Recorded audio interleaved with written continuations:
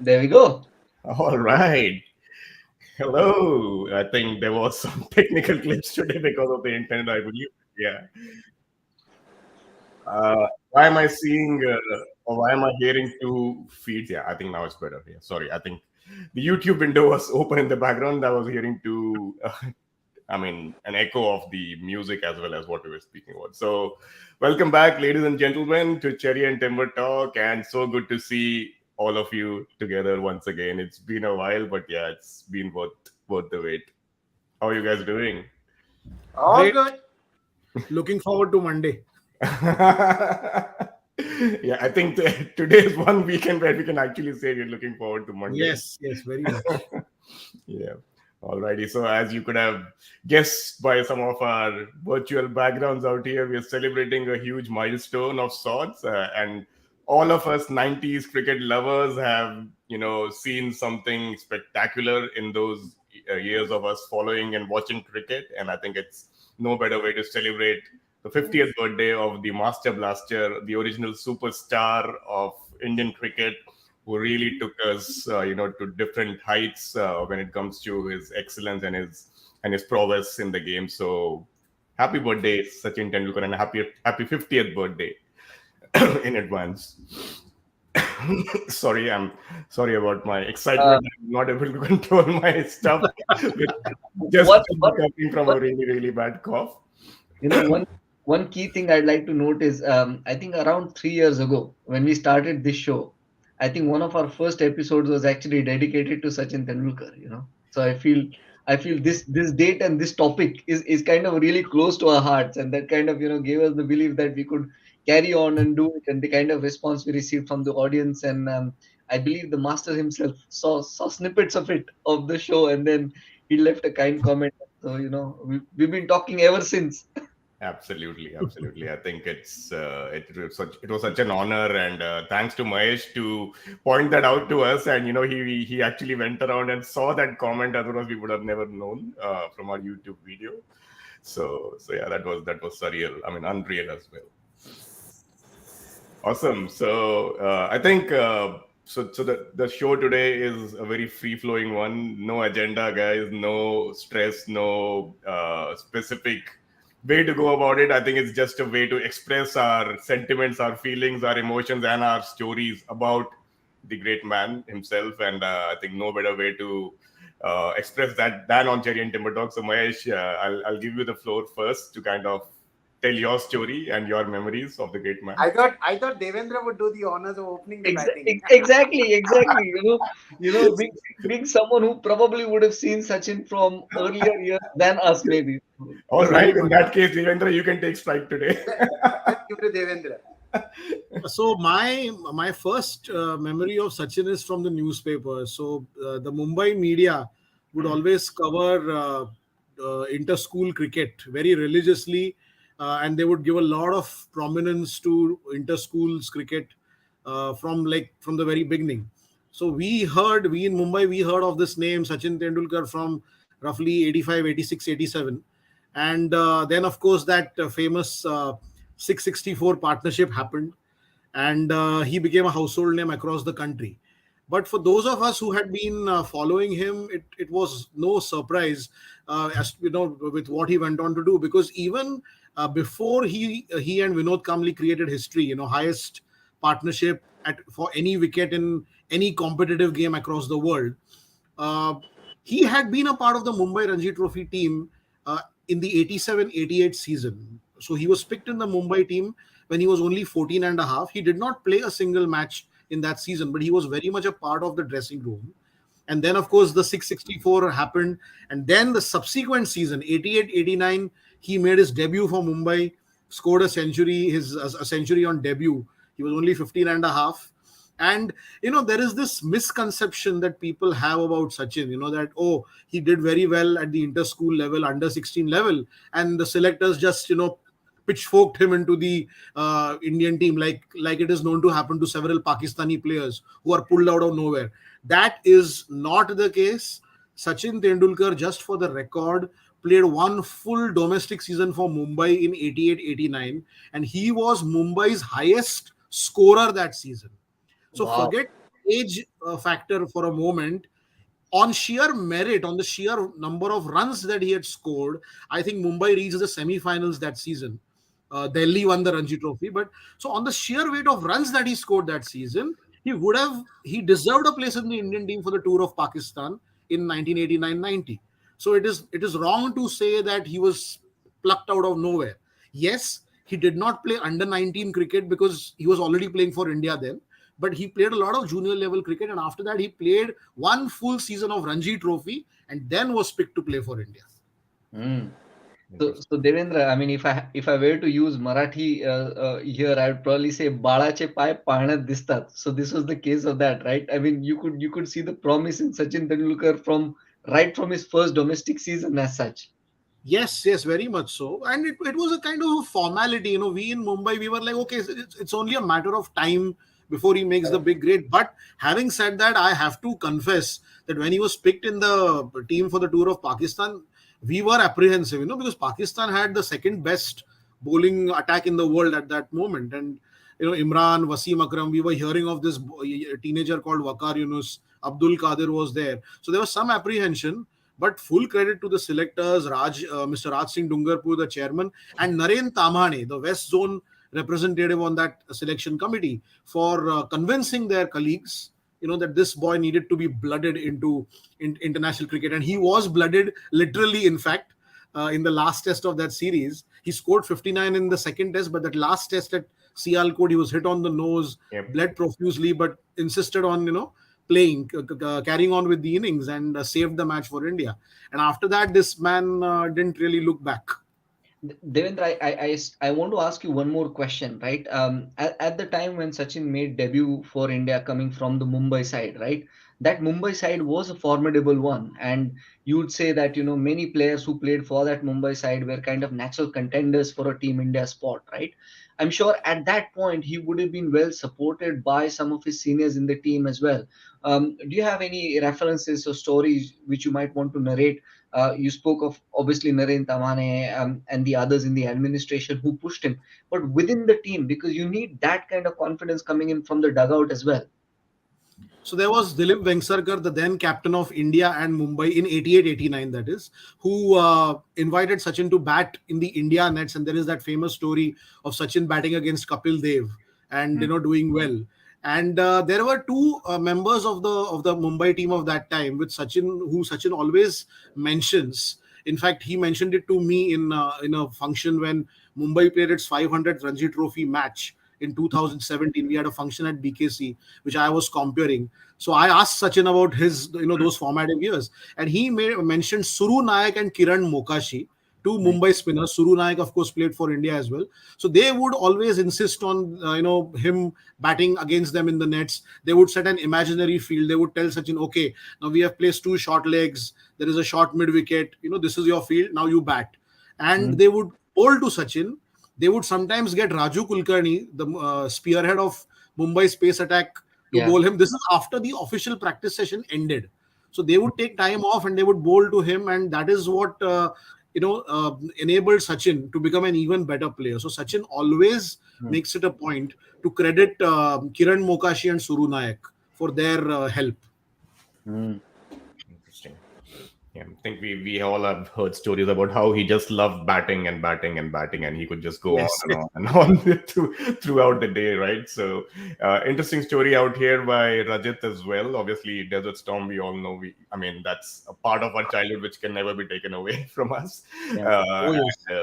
I think Centurion as well. Actually, by the way, Desert Storm turns 25 today, 22nd April. I was about to say that. It's the silver jubilee of Desert Storm. Desert Storm as well. And it was on his birthday as well, right? Remember the finals, I believe. And the final on his birthday, 25. Yes. He was 25 that day, yeah. Exactly. Very interesting comment here. We all speak about his batting prowess, but I think Rajat has pointed out two very interesting incidents of one that tied game, the ODI game at Perth against West Indies, where we were, I think, defending 126, if I'm not wrong. Yes. And he bowled that final over and took that wicket as well, that final wicket. Great catch by Azhar. Pardon me? Great catch by Great Azharuddin. cut by Great Azhar catch by at Azhar. slips. Yeah, Yeah. I know. Yeah, and the Hero Cup final, semi-final, right? How could we forget that over defending 5 runs, and out of nowhere the ball was thrown to Sachin Tendulkar, and he came and defended that.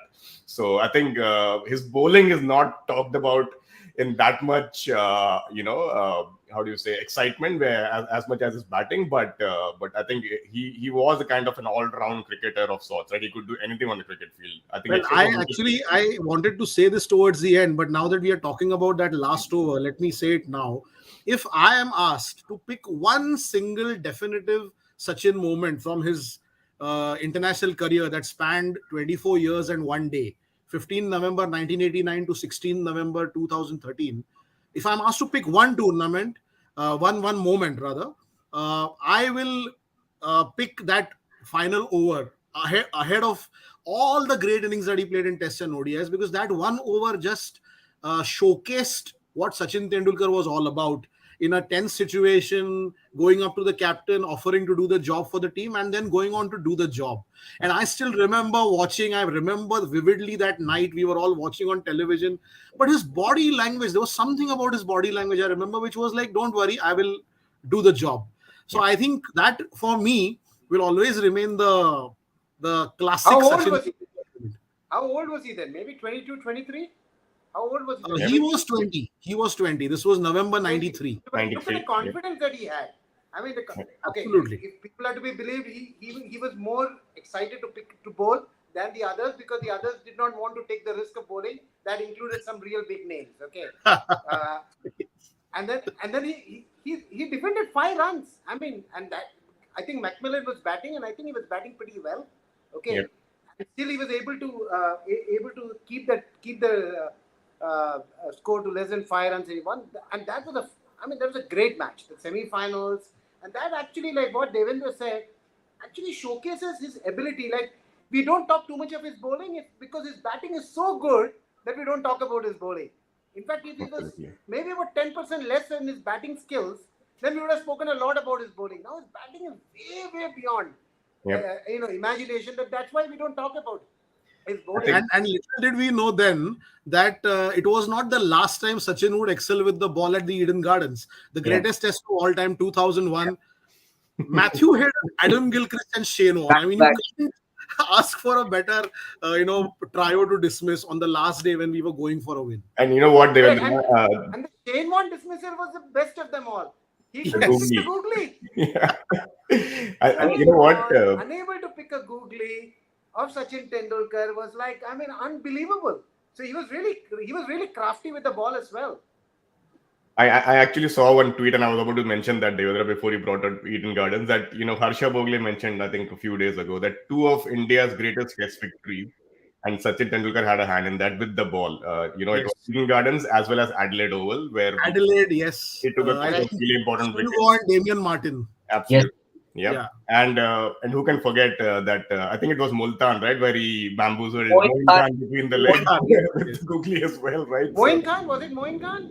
Moin It Khan. was Moin Khan. It was It was Moin Khan, last ball of the day, and I think Last there ball. Again, I was- mean, after what had happened about, I think, 48 hours prior to that, the declaration, The 194. Sachin not happy, saying in the press conference that, when he was asked whether he was upset with the declaration, he said that I will be lying if I say no. So Yeah. there was, he was very upset, but then the captain and they had a talk and they decided to put it behind them because winning the match was more important. I mean, that is Sachin Tendulkar, He No, if for him he always would want to the lie. same thing. 194, anybody would be very upset. Yes. He's human after all. Awesome. So I yeah, think, before coming to sorry, go ahead, Yogi. one thing I'd say is, see, watching Sachin Tendulkar play for me were two kinds of experiences, right? So one kind was when he was batting, and again, I'd be lying. I think half the time I was just tense. He was so good, you never wanted it to end. And so, as a cricket fan, or as a Sachin fan, when I was watching him bat, I was always under, there was this subtle tension all the time that let him not get out. That's the main thing, right? But that tension was actually released every time he had the ball. Every time he had the ball in his hand, was actually a joyous moment for many of the cricket fans, because all of a sudden you knew that there was creativity at play.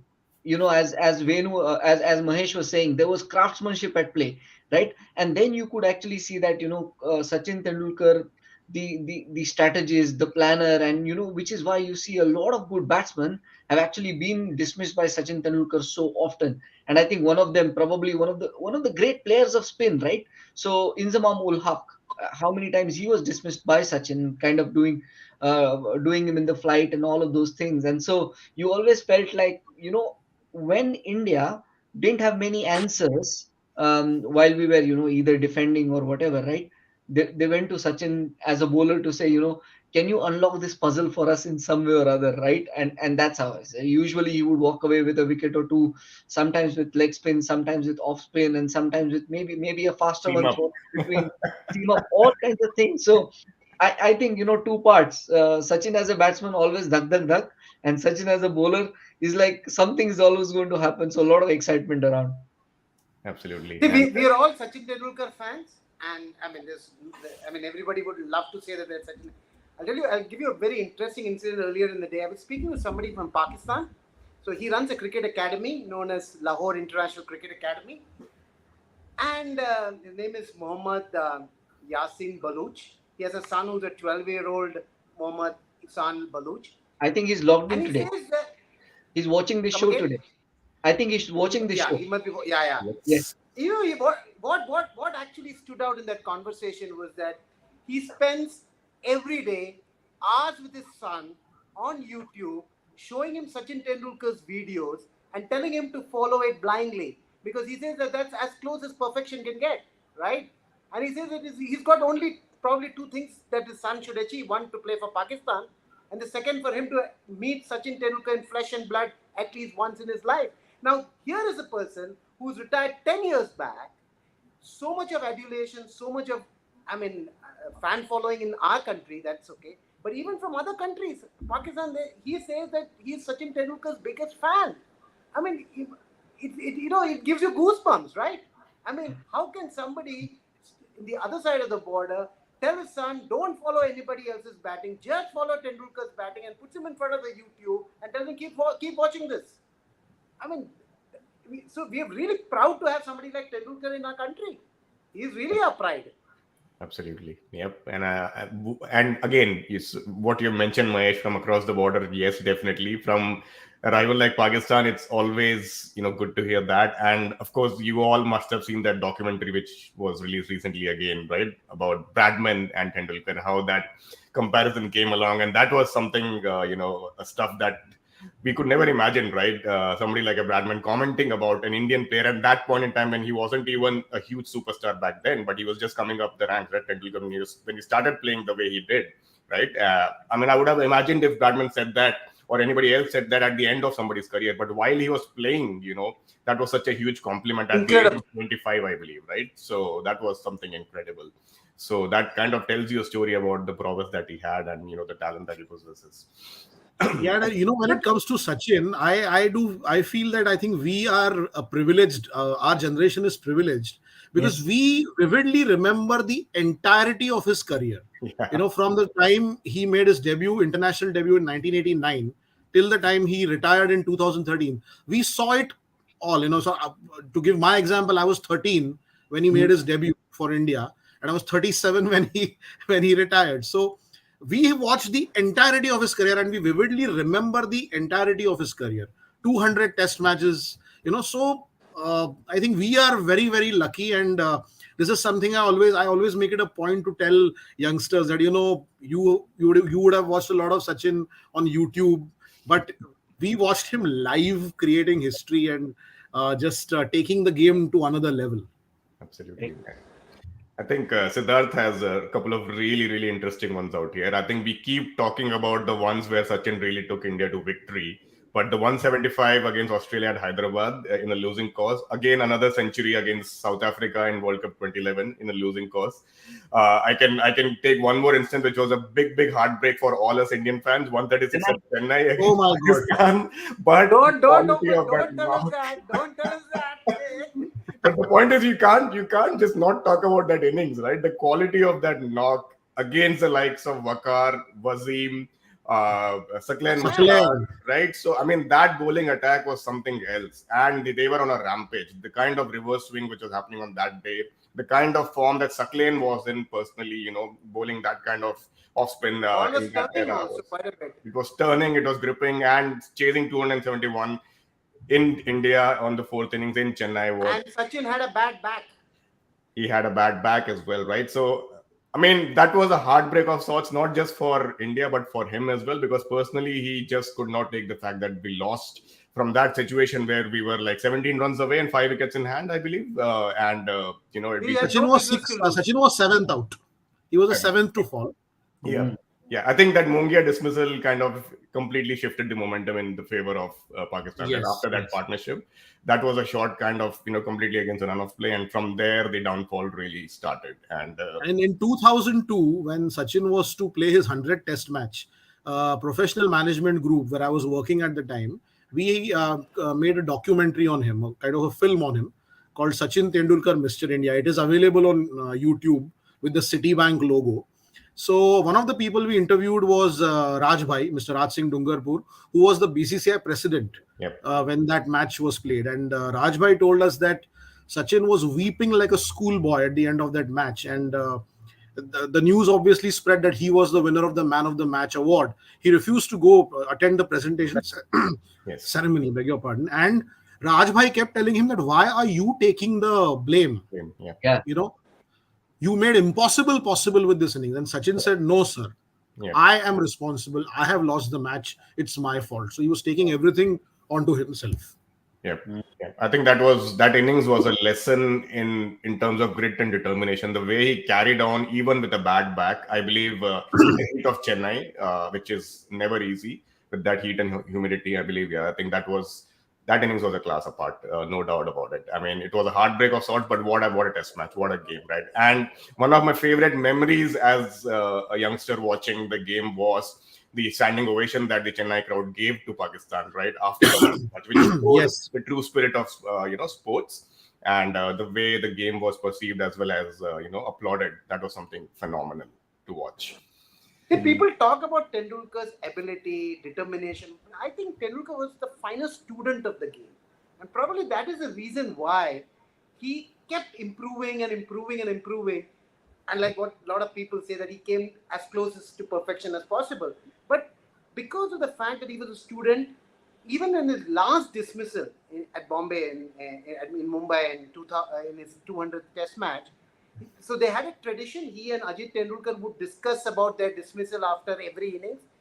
Now here he is, in all probability, never going to touch the bat again in international cricket. But he still spent that evening with the same kind of conversation, same passion, just in case, which was like very very remote because West Indies had no chance to survive that match.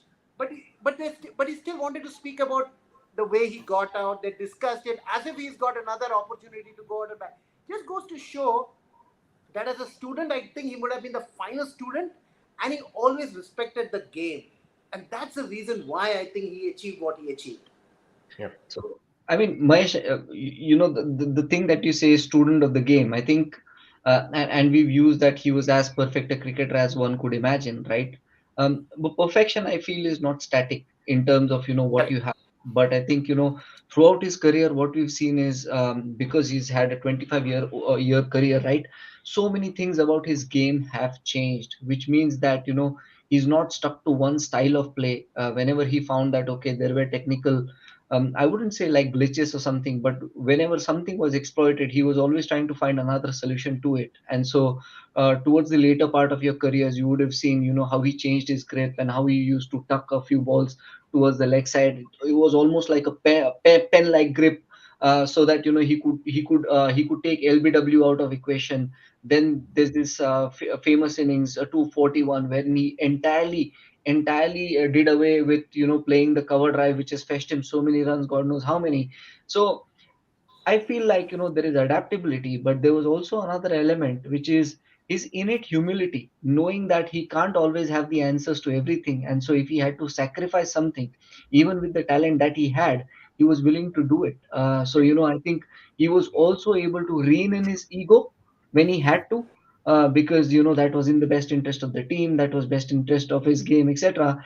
And I feel if one had to kind of take one of the biggest lessons from his life and career, it would probably be that you can make the ego play to your strengths, or sometimes you might have to use your mental resilience and courage to tame that ego when it needs to.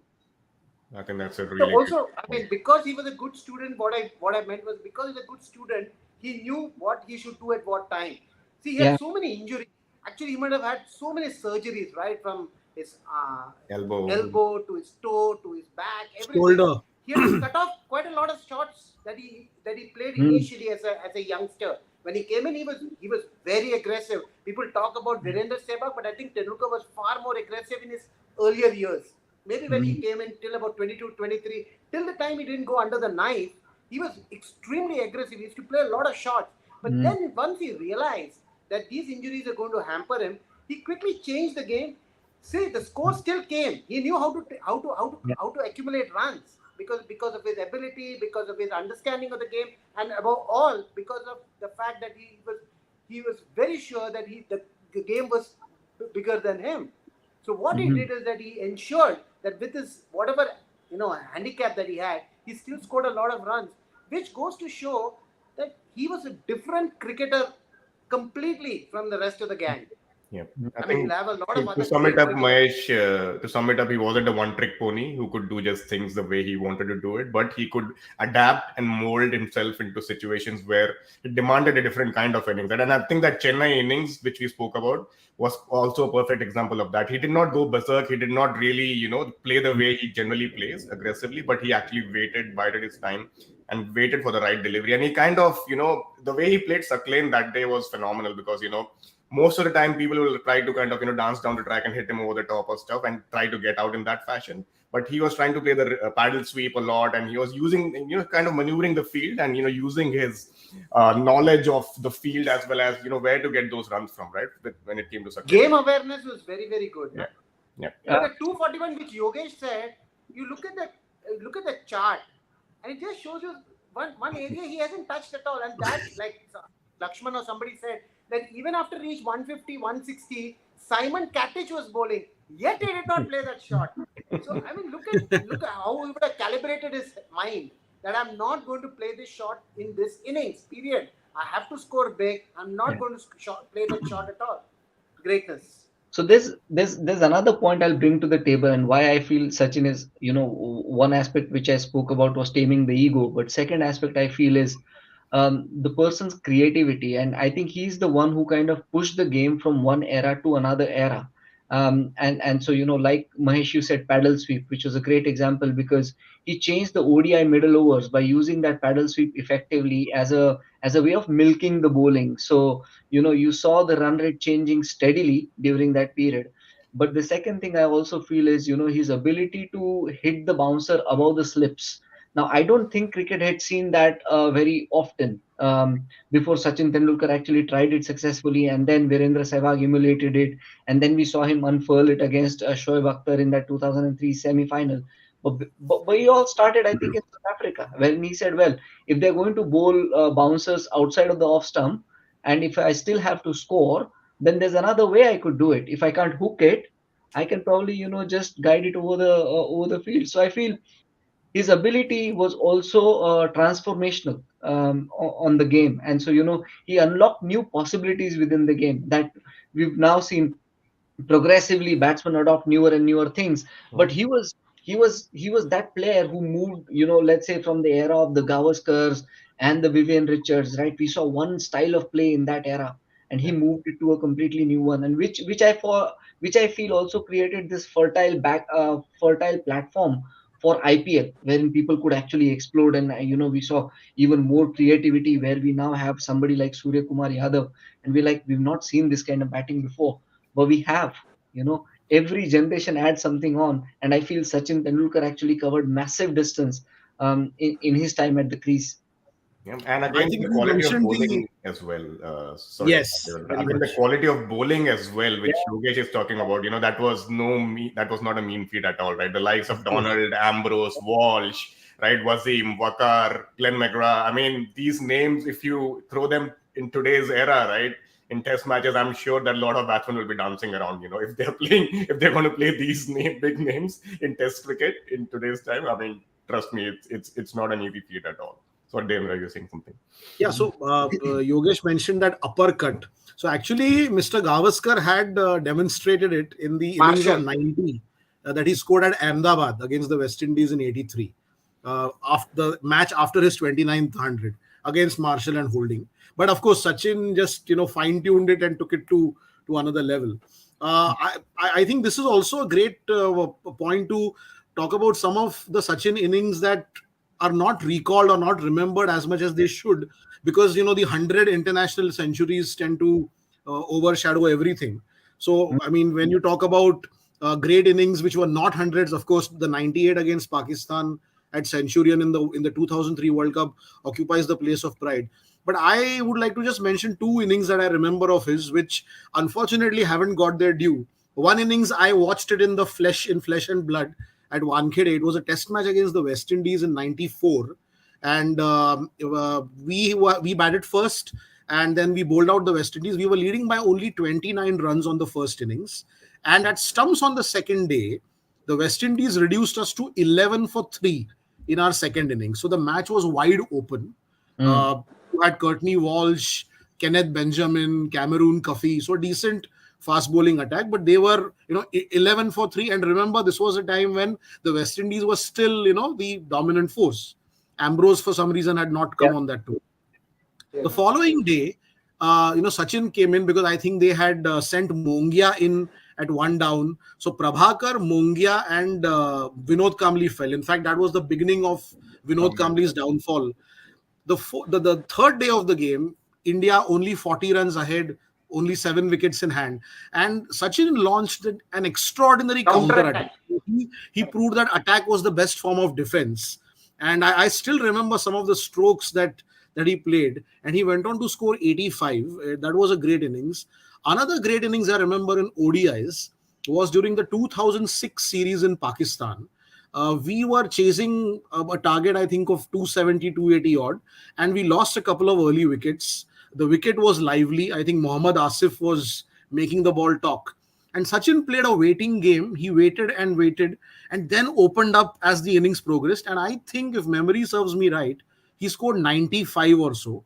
And then Yuvraj Singh and Mahendra Singh Dhoni came in and finished off the match. Finish. And I think Rahul Dravid, who was the captain of India, he said after the match that what Sachin did today was one of the best innings I've ever seen. So that 95 at Lahore, I think, has not got its due.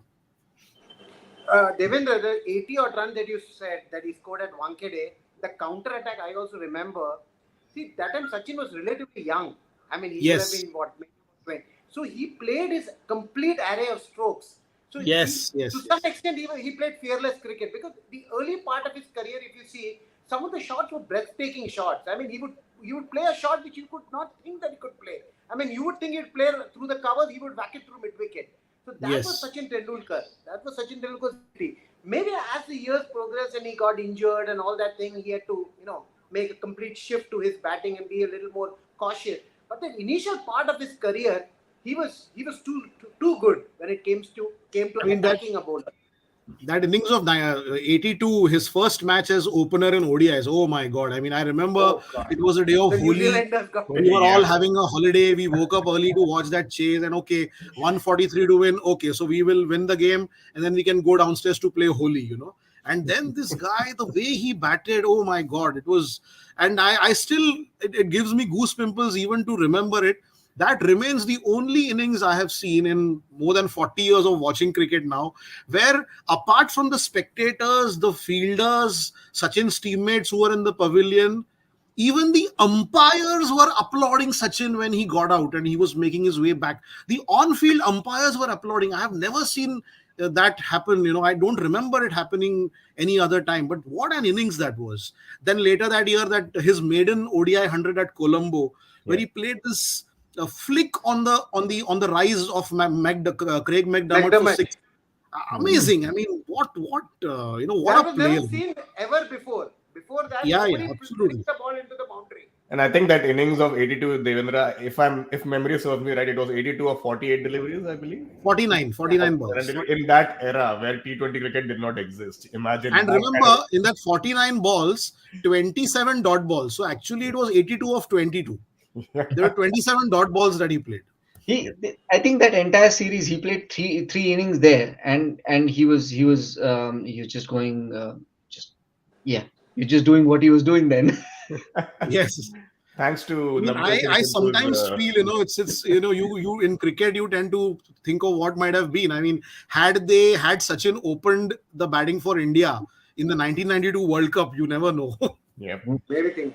So So I think Sidhu has done something really good. that's what First he allowed Tendulkar to open, and then because of him, Dravid and Ganguly got an opportunity to play. Twice Sidhu has helped Indian Sidhu has cricket. helped Indian cricket twice, Huge help. one with this and one with the Sachin thing. Yeah, absolutely. And I think if you guys remember correctly, right, obviously, I think one, it was Krish Srikanth who started the assault in the first 15 overs of ODI cricket. Then, Tendulkar took it forward in that series, right, when he started opening the batting. And then the world started taking notice that, we could do this in the first 15 overs of ODI cricket. And that's when Kalu Vitarna, Jayasuriya, all these guys had started coming up the ranks when it came to, the opening the batting. Right? So that era, right, completely redefined ODI cricket in one way or the other, right? I mean, the way people If you remember, Brian Lara opened the batting for the West Indies in the 92 World Cup. And in fact, he had said in an interview that I believe Sachin should be opening for India in ODIs.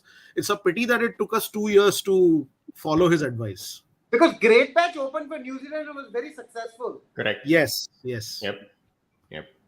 Yeah, I think that early 90s era saw a lot of innovations when it came to ODI. Yeah, I think we can do a separate discussion on all the innovations that India brought about, for which we haven't got our due, but let's save it for a separate discussion. There's a lot to talk on that.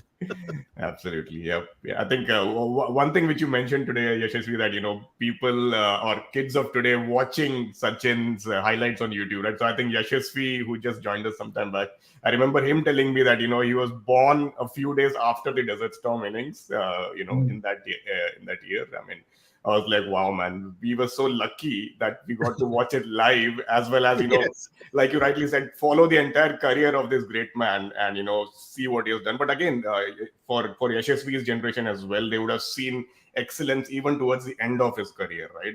The way he transformed, like Yogesh mentioned, from one type of a player to another type of player, right? From master blaster to master accumulator, who could help the team by anchoring the innings and help the youngsters to, bat freely, and he would hold one end up and also play some delightful strokes even towards the end of his career, right? So that's the way he kind of molded himself into different situations, and that was a lesson to learn for any cricketer, right? That you don't need to do the way do things just one way. You could have multiple ways of doing things and helping the team win as well. So I think that and another point is that although he became an accumulator in later years, it is not that he forgot his original self completely. Correct. I mean, I think Siddharth a little while back mentioned the 175 against Australia at Hyderabad. Yep. The same year, if memory serves me right, he scored 163 against New Zealand in a one-day game. Oh my. And in early 2010, he became the first male cricketer to score a double century in ODIs. You can't make such scores in 50-over matches by accumulating runs, by taking one. No. So Sachin was, he may have accumulated every now and then, but the original self remained intact. He remained a destroyer. Yep. I think his basic instinct was attack. Exactly. Yeah. No, I feel there's an interesting aspect to his batting overall, right? And which I feel like Sachin Tendulkar could be so many other batsmen in the way he batted, but not many batsmen could be Sachin Tendulkar in the way they batted. So, give you an example, for instance, right? He could be ferocious when he wanted to be ferocious, and there are n number of examples of him being ferocious and actually beastly like on the pitch, right? That you did not want to bowl to him when he was in that sort of mood, right? I mean, ask Mr. Henry Olonga what happens when you rub him the wrong way or something, right? Then he could also be somebody who was like an artisan at play, right? I mean, he was crafty and he could kind of play elegantly on all of those things. And so in that batting, you actually experienced what complete batsmanship would be like. I mean, much like a South Indian palate, when you have so many different flavors on your plate for you to savor, right?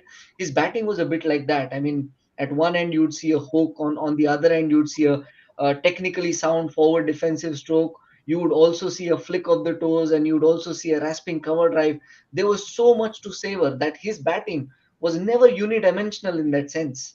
I'm glad you Yes. got that point out, Yogesh. I think the Henry Olonga point. I mean, trust me, we all have seen how nice he is as a person, on and off the cricket field. And obviously, we all spoke about, how he curbs his ego. But I think that Olanga incident kind of, gave you a different side of Tendulkar, wherein, it really hurt him the way Olanga got him out in that game before the finals, right? By bowling him the bouncer and then, getting him out caught in the gully or somewhere. And I think that kind of hit him really hard, and he really wanted to. I won't use the word revenge, but he really wanted to stamp his authority and show Yeah, that he is the boss, right? And in that final game, Olanga kind of got a glimpse of what champions are made of, and he kind of refrained from bowling the bouncer after he had a couple of balls hooked, then uppercut over third man, and I think he was on a rampage on that particular day. If we were probably chasing 196, if I'm not wrong, in that. Yeah, he smashed yeah, it very they're quickly. about, Yeah, yeah. the game got over even before the halfway mark. Yes. Right after that. Yeah. Saurav Ganguly often had the best seat in the house to enjoy that. Yes. Yes. The guy, anyway, Ganguly had the best seat in the house on most occasions. Yeah. Yes. Yes. And So and in I, fact, when people talk about Sachin, many say that his one thing that will always stand count against him will be his captaincy. But the fact is that there were certain things that Sachin did as captain of India, for which I think Indian cricket will always remain indebted to him. Number one, making Saurav Ganguly an opener in ODIs. I mean, the Ganguly Tendulkar Association, we all know Yeah. what it achieved. Number two, telling someone called Rahul Sharad Dravid to bat at number three. I mean, over 10,000 test runs at number three yeah, out of the 13,288 that he scored. And Yeah. number three, somebody called VVS Lakshman broke a finger in South Yeah. Africa in 96, 97, was disconsolate, felt that his career was over. And Sachin, as captain, counseled him and said, don't worry, you will definitely play 100 test matches. And in 2008, when Lakshman did play his 100 test match, the BCCI had organized a function in Nagpur during the match against Australia. I was there, and both Sachin as well as Lakshman remembered that that conversation way back in South Africa in 96, 97, where Sachin had told Lakshman to apply himself and bounce, that he would bounce back. So as captain, Sachin did his best, but one must remember the assignments that he got, playing South Africa in South Africa, playing a West Indies team that had Lara, Ambrose, Walsh, and I think even Bishop in the West Indies. And then in the second stint, playing Australia and Australia, which were like the awesome Aussies of that time. Yeah. And most importantly, no names to be taken, but there is little that you can do as a captain when some members of your team have other priorities in life. Hmm. the other thing, Devendra, in that era, he was also dealt players. Some of him, he wasn't very sure who they are. Uh, in a way, Well, I mean, and as a so Mumbaiker, I don't remind me as a Mumbaiker, because yes, I mean, we remember how upset we used to get with Salil Ankola, Abhi Kuruvilla, Amol Muzumdar being ignored repeatedly despite outstanding domestic records. there was Abhi did make it, but I still believe Abhi Kuruvilla played for India at least 3 years later than he should have, although Agree. he still did well. But yeah, those were mysterious times, I would say, Yep. in terms of serious. But selection. apart from all this, Tendulkar had a big contribution to Indian cricket by telling Sharad Pawar that Mahendra Singh Dhoni is probably the best captain that we can have. Oh yes, Now, oh pulling yes. Dhoni from nowhere when he was not even in contention, and then Dhoni going on to become such a successful captain, winning a couple of World Cups and the Champions Trophy. But the person who actually initiated this whole idea was Sachin Tendulkar. Because he was offered the captaincy when Rahul resigned. Yeah. Sachin had been vice captain on that 2007 tour of England. So the obvious choice was Sachin, but he said, no, you look at this guy. Hmm. He has it I in mean, that him. was, and Dhoni had just played 3 years.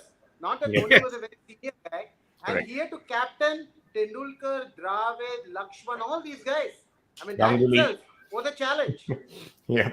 So Mahesh and Venu, we've spoken so much about Sachin's great innings and him being a great person and bowler and everything, right?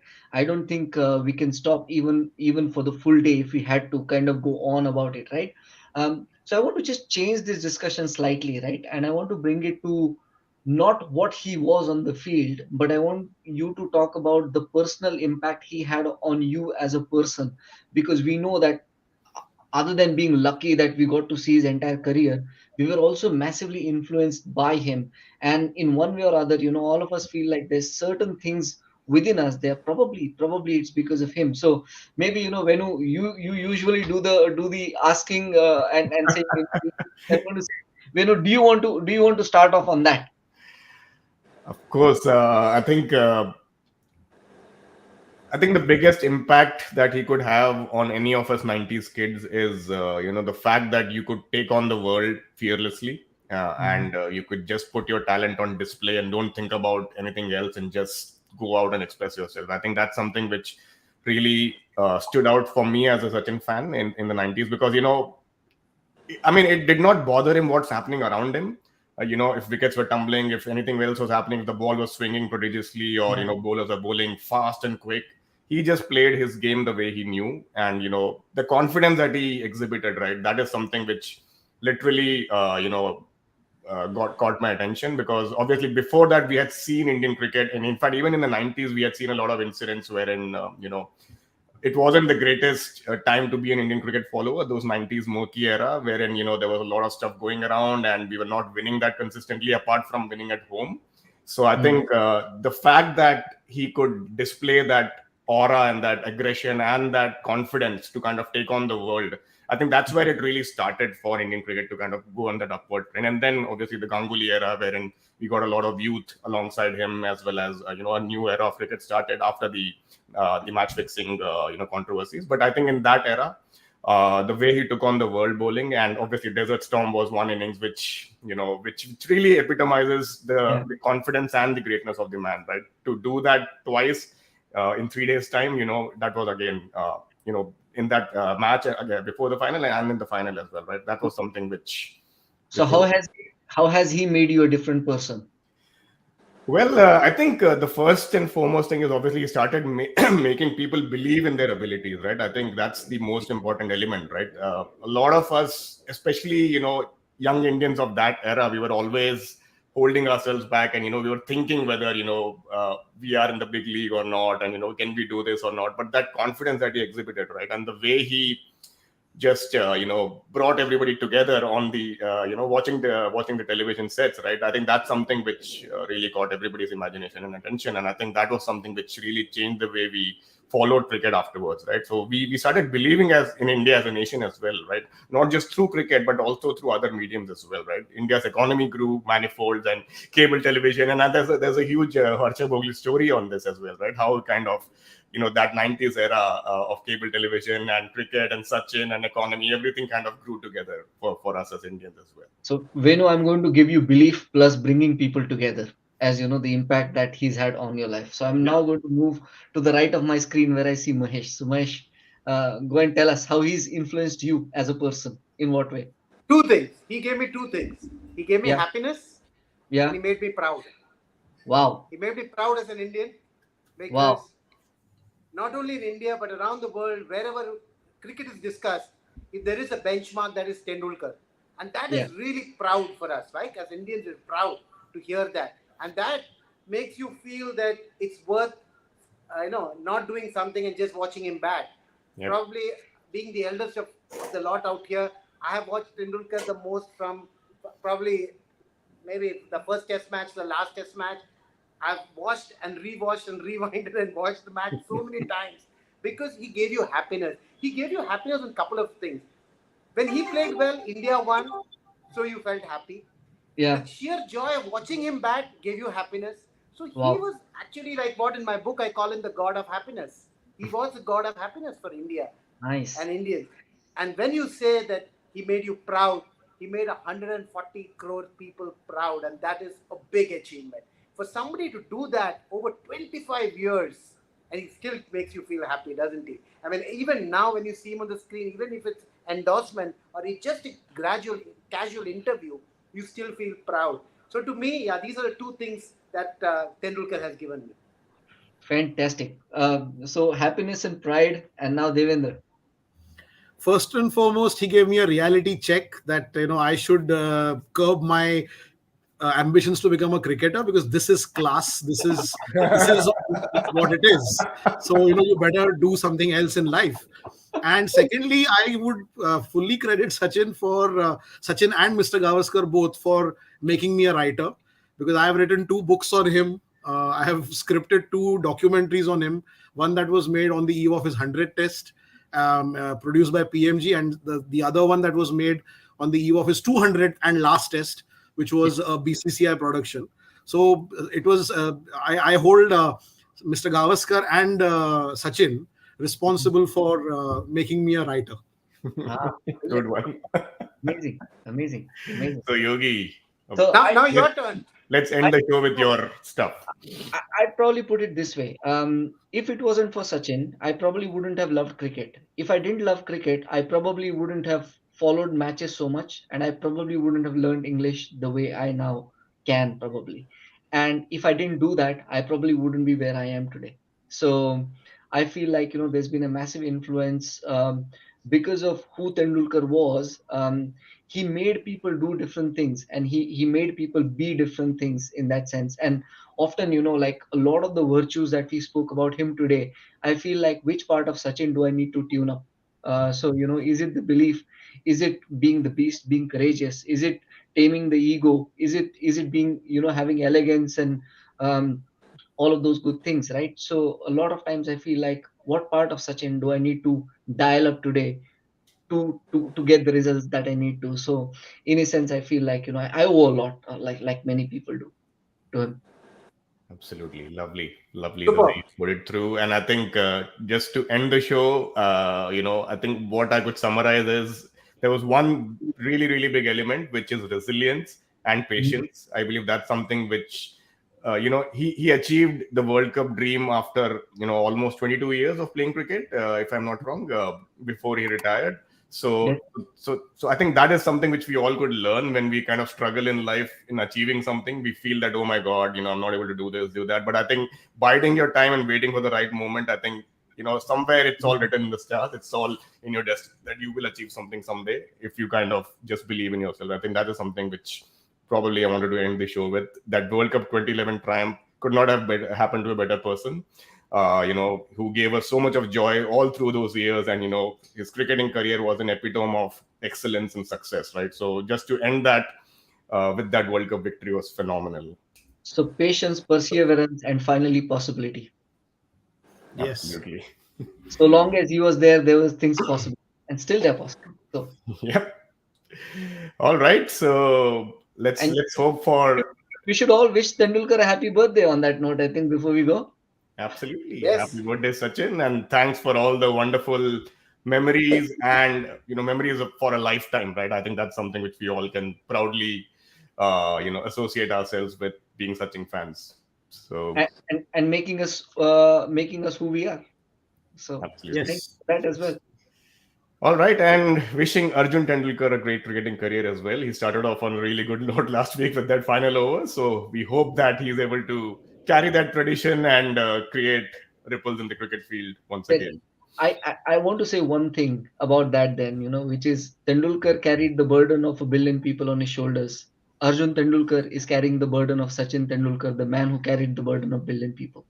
Imagine his flight. Which pressure is greater, that one or this one? We don't know yet. But again, it is a huge thing to kind of carry that family name, in a country like India where there's so much of expectations, right? So I think wishing him all the best, and we hope that he comes up with flying colors on the cricket field as well. On that note, thank you guys. Wonderful discussion Yeah. as usual. We could just go on and on and on, but yeah, I think we should probably have another day, another time to talk about many other things that we missed out on today. And I think, Devendra, your topic is something which we will definitely touch upon. The Sure. innovations that we saw in the early 90s in ODI cricket and with respect to Indian cricket as well. I think we should probably catch up on that topic someday for sure. All right, guys, have a great Saturday evening. We'll catch up again. Bye-bye. Bye bye. Thank you. Bye. Bye. Bye. Take care.